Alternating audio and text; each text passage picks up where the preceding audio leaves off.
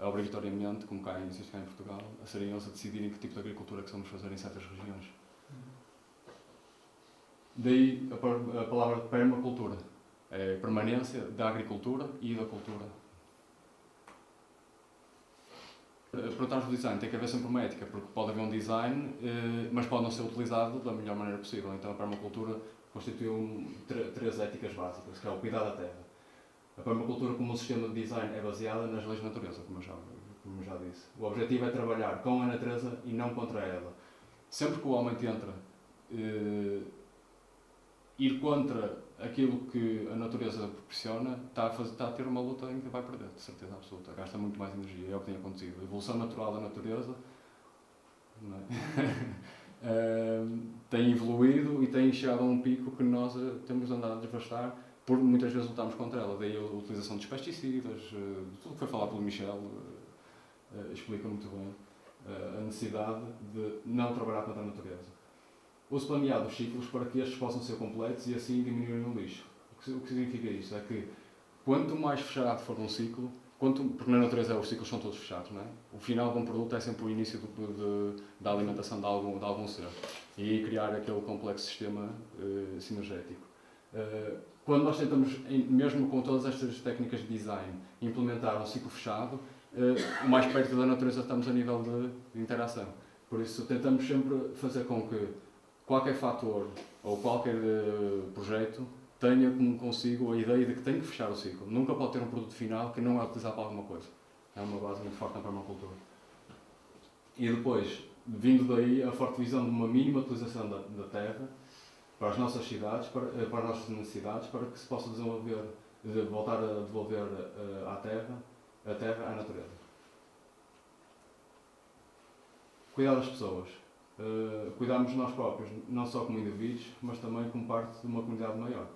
Como percebemos que fazemos parte de um todo, como a teoria de Gaia, não é? Tendo a consciência de que temos umas éticas por trás, base de cuidar da terra, automaticamente nos vamos inserir nisso. Não é? A cooperação e suporte entre todos deveria ser encorajada e fortalecida. Não só entre os seres humanos, é entre todos os seres vivos. Quanto mais conseguimos cooperar entre todos e aprender entre todos, mais vamos conseguir criar um ecossistema permanente e estável. E temos um dever para as gerações futuras, para as gerações presentes, e deve ser incentivado numa sociedade que esse seja uma das prioridades éticas ou de cidadania de qualquer um de nós. E o respeito e a valorização da diferença entre indivíduos, comunidades e religiões é um instrumento fundamental. Acho que não é preciso dizer muito mais. A última parte das éticas é a partilha justa. Limitar o nosso consumo, especialmente os recursos naturais não renováveis. Limitando o nosso consumo, damos mais possibilidade a que na maior parte das comunidades humanas haja aquelas necessidades básicas que nós estávamos a falar. Quando existir uma base igual para todos, se calhar não haveria tantas dificuldades, não só a nível do trabalho com a natureza, mas entre a injustiça que existe a nível associado. Trabalhar para que todos tenham acesso ao fundamental, à água limpa, ao ar não poluído, comida não contaminada com químicos, habitações energeticamente de baixo consumo e o contacto social e artístico.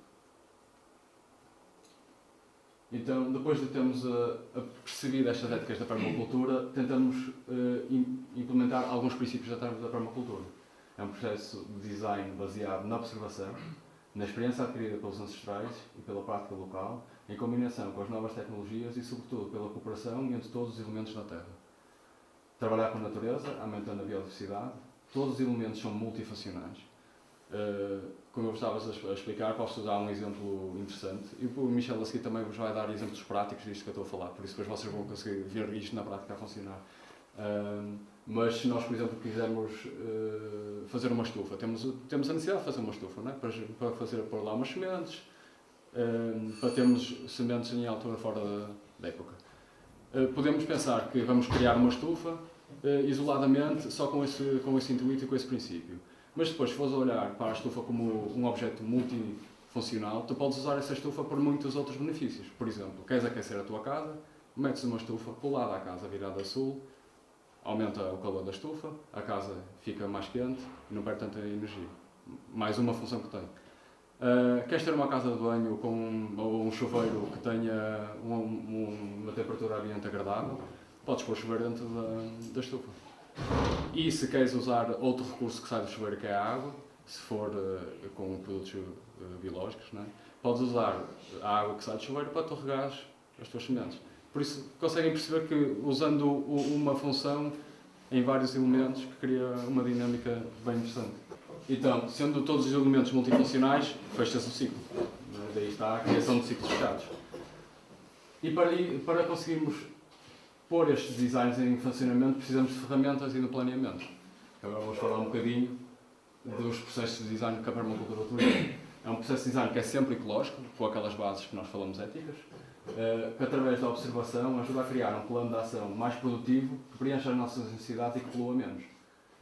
Então, tenho um exemplo aqui de outro design que é feito, e temos água a vir a ser coletada do telhado, que entra diretamente para um tanque, que depois está ligado ao tanque do autocolismo. E daí não sei que utilizar a água que venha da canalização. Então aí temos aí já várias funções a ser utilizadas e um design inteligente que faz com que haja uma poupança não só de energia, mas também a nível da poluição e económica, se quiserem ver o facto de não estarem ligados à água. Então os passos a dar neste processo de design. Primeiro observa-se o que acontece. Observa-se que dá para apanhar água na chuva, dá para coletar a água na chuva num sítio, dá para ligar esse tubo à casa de banho e faz a observação. Depois dessa observação vemos que recurso é que temos. Temos um telhado, com que tamanho? Quanta água é que eu vou captar? Qual é o tamanho do tanque que eu tenho que ter? Não é? Depois temos avaliado esses recursos, quanto dinheiro tenho, etc. Eu tenho mão de obra para isso, conheço, sei fazer. Fazemos uma avaliação em que é quanto tempo é que eu vou ter que gastar para criar este design e este sistema e será que isso me vai compensar a longo termo com o que eu necessito? Se for positivo,